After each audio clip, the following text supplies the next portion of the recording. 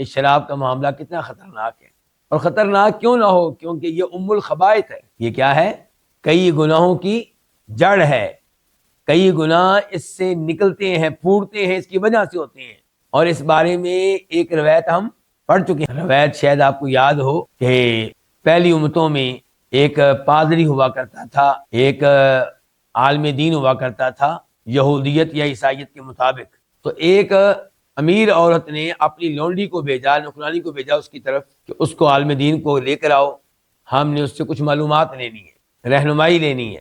تو وہ آ گیا بیچارہ۔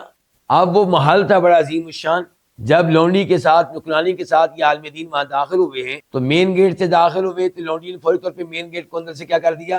لاک کر دیا، تالا لگا دیا۔ پھر اگلا آگے جو دروازہ آیا اس کو بھی اندر سے لاک کر دیا، پھر اگلا دروازہ اس کو بھی اندر سے لاک کر دیا، اگلا دروازہ حتیٰ کہ وہ آخر میں وہاں پہنچ گیا جہاں وہ مالکن بیٹھی ہوئی تھی۔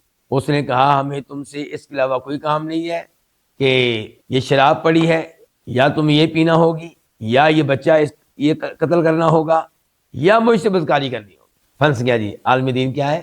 پھنس گیا۔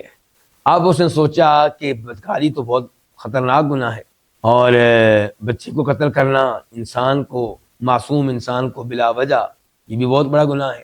چلیں شراب پی لیتا ہوں، مجبوری ہے، بعد میں توبہ کر لوں گا۔ اس نے شراب پی لی، اور شراب پینے کے بعد پھر نشے میں ہے، بچہ بھی قتل کیا اور پھر اس عورت سے بدکاری بھی کی۔